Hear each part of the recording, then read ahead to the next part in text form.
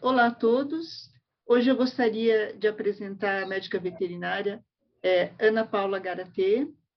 Ela possui graduação em medicina veterinária pela Universidade Federal Rural do Rio de Janeiro em 2001, residência em anatomia patológica veterinária pela FMVZ-USP em 2005, residência em anatomia patológica veterinária pela Animal Center de Nova York, Estados Unidos, em 2008.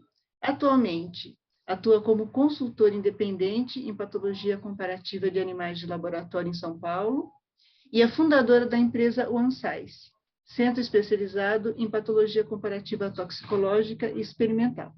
Eu agradeço, é um prazer para mim estar aqui, eu agradeço bastante o convite, eu espero que a pílula de conhecimento que eu vou contribuir hoje seja uma daquelas de um bom tratamento que foi completamente aprovado por todas as instituições a que se deve. Bom, então hoje a gente vai começar falando sobre os fundamentos da patologia comparativa de animais de laboratório, qual o papel do patologista veterinário na pesquisa biomédica.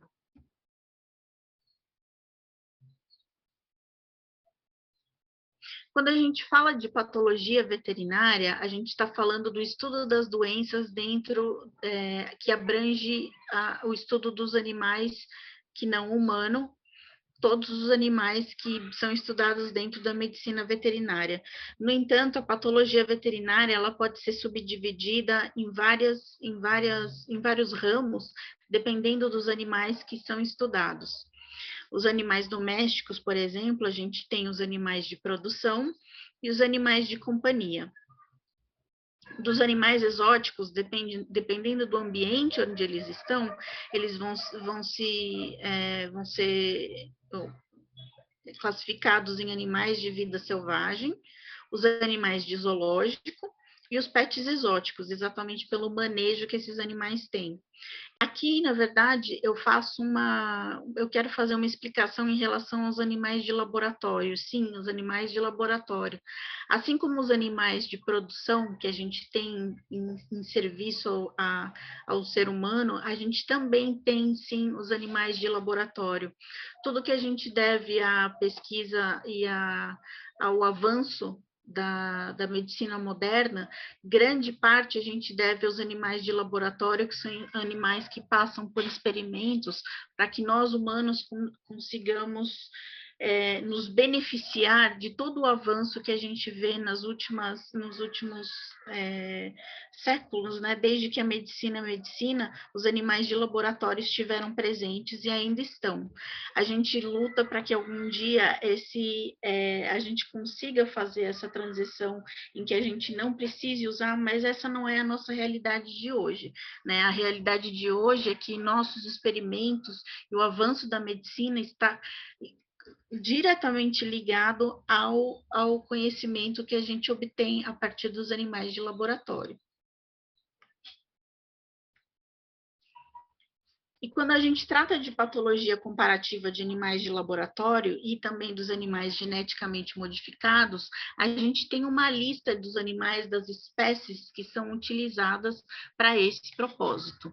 O principal deles é o camundongo, né? Mas a gente também trabalha com ratos, com zebrafish, hamster, primatas não humanos, coelhos, ferrets, dentre outros.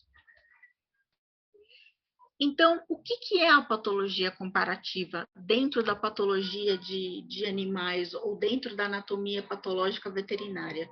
A patologia comparativa é o ramo da patologia veterinária que estuda primariamente as doenças de background ou as doenças de fundo dos animais de laboratório, porque sim, esses animais que são utilizados em pesquisa, eles também têm doenças espontâneas, e essas doenças espontâneas a gente precisa conhecer para que a gente consiga diferenciar essas doenças do que está sendo experimentado nesse animal, ou do que está sendo testado nesse animal. Então, basicamente, quando a gente fala de modelos de animais de doenças modelos animais de doenças humanas, a gente está falando de você tem um animal que ele tem a sua doença por si própria e sua doença espontânea, e você tem uma modificação genética e ele vai a partir daí, apresentar outras doenças, e você deve ser capaz de diferenciar essas doenças. Então, a partir daí, o patologista comparativo, ele trabalha com esses animais que são modelos de doenças humanas, são animais que são utilizados para novas técnicas cirúrgicas, para o estudo de novas técnicas cirúrgicas, animais que são utilizados na indústria farmacológica e de implantes, na indústria de biotecnologia, de segurança farmacológica e em testes de toxicidade. Então, o trabalho do patologista vai ser, primeiramente, escolher a espécie animal mais adequada ao estudo. Dentro de cada espécie, escolher a raça ou variedade mais adequada para cada estudo. E ele tem que se fazer ciente da construção genética do animal escolhido.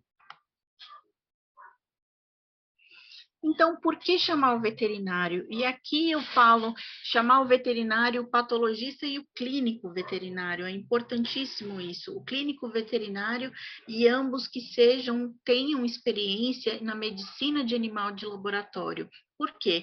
Porque esses profissionais são os profissionais que têm a expertise, conhecem as particularidades anatômicas, histológicas, fisiológicas, hematológicas, comportamentais e nutricionais desses animais. São os animais que conhecem as particularidades de raça, sexo, idade, são profissionais que conhecem pontos onde podem haver erros de interpretação, e principalmente quando se trata do patologista, é o profissional que tem expertise em patologia comparada. Qual a importância do conhecimento detalhado do animal escolhido? Na pesquisa biomédica, aqui a gente deve entender 4 níveis do porquê é importantíssimo você conhecer muito bem o animal que você escolheu. Primeiro, as características normais. Cada animal tem suas características de anatomia, de histologia, de fisiologia, e você precisa conhecer todas essas características para poder interpretar um experimento que vai ser feito along the way, digamos assim. Segundo, as doenças de background. Cada uma dessas espécies tem o seu set de doenças. Então, você deve conhecer todas as doenças de cada uma dessas espécies para poder diferenciar do experimento que vai ser feito mais à frente.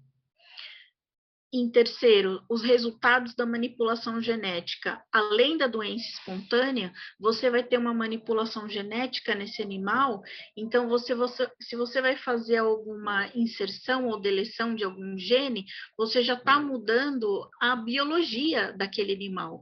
Então, algum resultado você vai ter disso, e isso você vai ter que assimilar, sobrepondo-se ao que o animal já apresenta espontaneamente, sem essa manipulação, para poder interpretar esse experimento. E, por último, os resultados de experimentos, ou seja, além da manipulação genética, você pode ter um experimento sendo feito nesse animal. A gente tem um exemplo bastante bom mais para frente de um animal que passou por manipulação genética mais experimento. E esses 4 níveis são a chave de você obter resultados legítimos, confiáveis e reproduzíveis.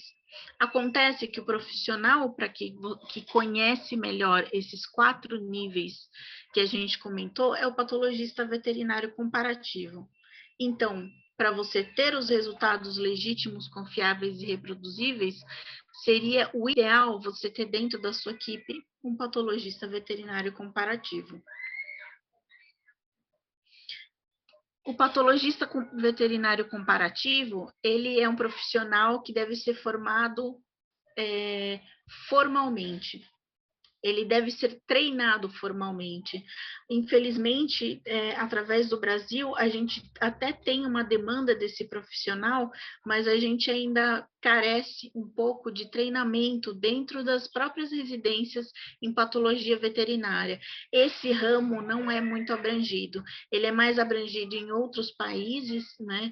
E, inclusive, um dos lugares por onde eu tive treinamento como patologista veterinária, era um dos lugares que em específico, a gente aprendia a patologia dos animais de laboratório, que é totalmente diferente você lidar, como quando a gente viu no primeiro slide lá, quando você lida com animais exóticos, animais de vida silvestre, animais de produção e assim por diante.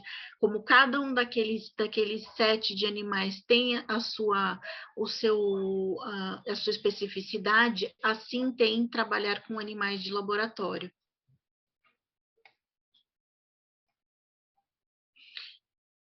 Então, agora eu vou para algumas particularidades anatômicas que são, eu acredito, que são mais sujeitas a erros de interpretação. São pequenos exemplos de alguns erros de interpretação que ocorrem com uma determinada frequência. Por exemplo, em camundongos e ratos, o fígado, eles têm os hepatócitos de camundongo, especialmente, eles têm um aspecto atípico por conta da poliploidia das células, mas em nenhum momento você deve pensar lesão pré-neoplásica ou lesão neoplásica. Aquilo é a carinha mesmo do hepatócito do camundongo. Hematopoiese extramedular em camundongos também é bastante comum e não deve, de forma nenhuma, ser interpretada como inflamação. Processos de vacuolização também são bastante comuns e não podem ser interpretados em determinados estudos de toxicidade como sendo um processo degenerativo. A medula óssea de camundongo e rato também é bastante percelular e de forma nenhuma deve ser interpretado como um processo proliferativo, um processo oncológico, de forma nenhuma. A cápsula de Bauman dos camundongos machos tem um epitélio bastante espesso, que em medicina humana, quando você vê esse epitélio, é uma lesão que você chama de crescente. Aqui, nesse caso, não é uma lesão, é uma particularidade anatômica do camundongo. Infiltrados linfohistiocytíticos através dos tecidos dos camundongos também é super comum e não deve em nenhum momento ser interpretada como um tipo de inflamação. A nefropatia do rato senil é também de alta prevalência em ratos e não deve em nenhum momento ser interpretada como isso daqui é o meu experimento que está causando isso, é o meu experimento que está trazendo isso, de forma nenhuma. É uma doença de background do rato.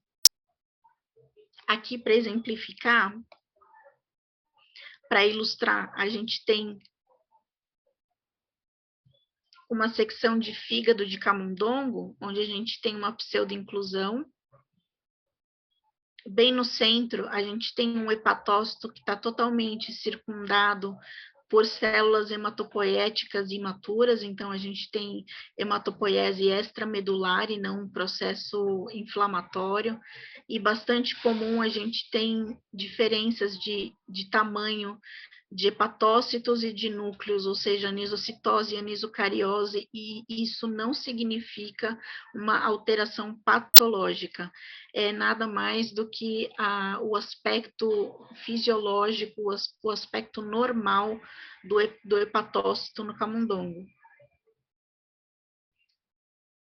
O porquinho da Índia, Cavia porcellus, uma das particularidades é que ele tem as células de Kurloff, que são as células NK dos porquinhos da Índia. Essas células sabidamente têm efeito citotóxico em células leucêmicas in vitro e não surpreende que esses animais eles têm baixíssimo grau de neoplasia. Esses animais não têm neutrófilos, eles têm heterófilos. Uma das características anatômicas que chama bastante atenção é a espessura da túnica média nas artérias pulmonares, que não tem nada a ver com hipertensão arterial. Na verdade, as artérias pulmonares são exatamente desse jeito em porquinho da Índia. E como eu comentei no caso dos camundongos e ratos, aqui a gente tem uma secção de pulmões de um porquinho da Índia e a gente tem nódulos de linfócitos que são também totalmente comuns nessa espécie. Não significa que eles tenham pneumonia, são comumente vistos e não em animais sadios, e não pode ser interpretado como uma lesão patológica.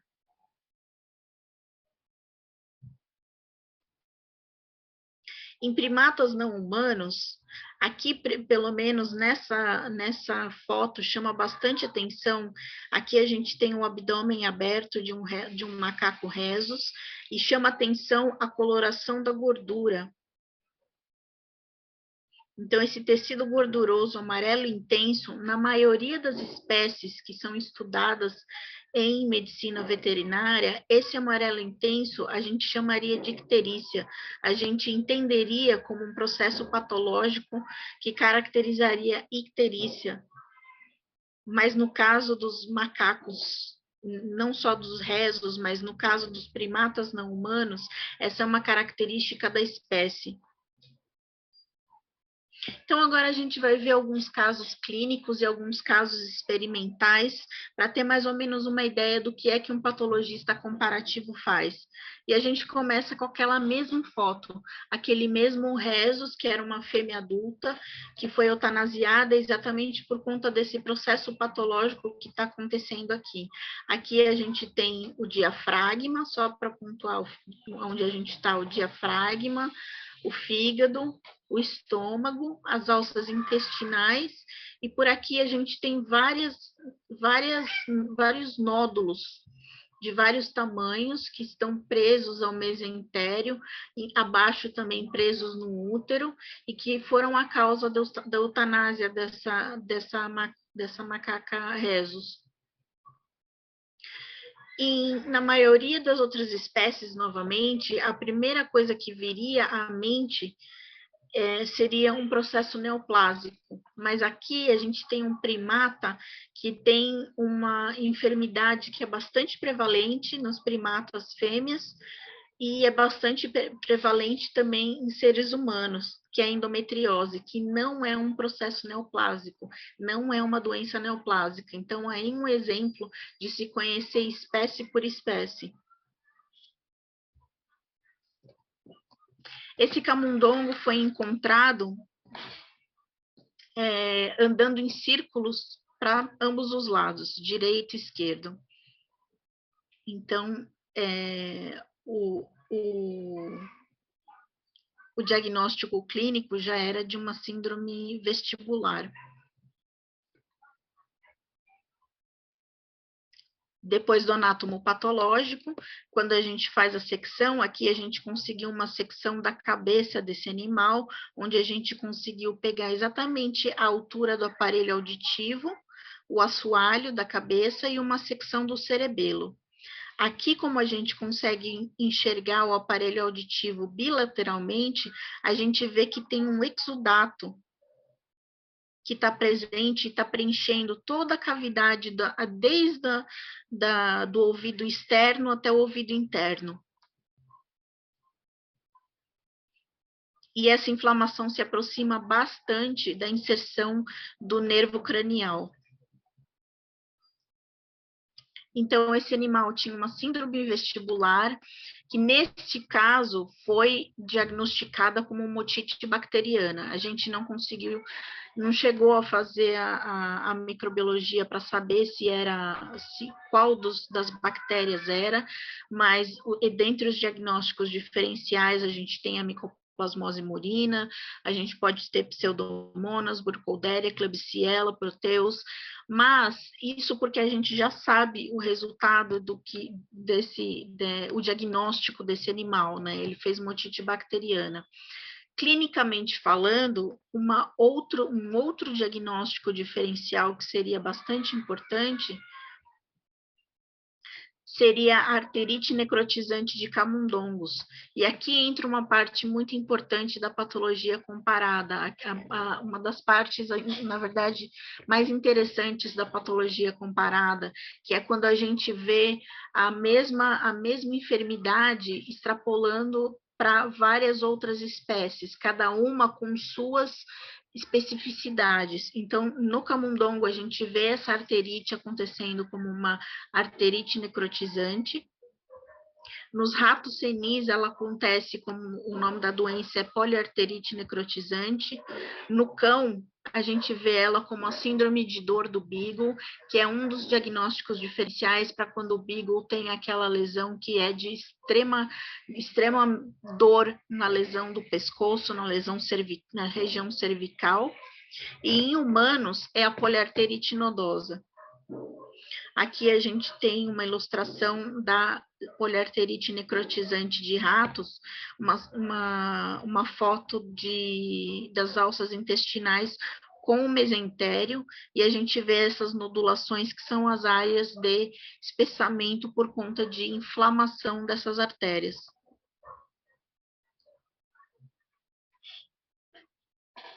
Esse caso é bastante importante pela etiologia dele. Esse camundongo foi encontrado prostrado, aqui vocês conseguem ver que ele tem manchas de urina na pelagem, então ele não estava conseguindo se levantar para urinar, e isso é um ponto de bastante preocupação. Aqui, certamente, esse animal tem uma lesão de coluna. E quando a gente fez a necrópsia e avaliou a coluna, por certo, a gente achou nódulos muito próximos aqui à medula espinhal. Na histologia, a gente tem aqui a coluna, as vértebras, a porção ventral das vértebras, a porção superficial, né, os processos dorsais de cada vértebra, aqui no centro a medula espinhal, e aqui para baixo a gente tem o abdômen, tem até uma secção de uma alça intestinal aqui para baixo, então aqui a gente tem o retroperitônio. Então a lesão que a gente encontra bem aqui no centro é um abscesso bastante grande que se centra em uma dos discos intervertebrais, então a gente tem uma discoespondilite supurativa que se estendeu tanto para o retroperitônio quanto para a medula espinhal. Essa lesão, ela é interessante porque, na verdade, a gente tenta entender como ela ocorreu. Esse animal era único, não haviam outros animais com esse tipo de doença, então não era uma doença da colônia, é uma doença que aconteceu exclusivamente com esse animal. Então, a gente não tem como provar, mas todo o raciocínio leva a crer que foi algum problema de manejo. E aí entra uma parte muito, muito importante do patologista veterinário, que é falar por esses animais. Falar quando uma lesão deve ser reportada, quando uma lesão não cabe, não deveria estar acontecendo, e principalmente o pesquisador deve saber, e principalmente quem está à frente dos biotéricos deve saber, para sempre se preocupar com o bem-estar desses animais. Então, é uma lesão que ela chama atenção pelo perfil dela e por não ser uma lesão primária espontânea comum no camundongo, então há de que se investigar e há de que se tomar medidas para que ela não ocorra novamente.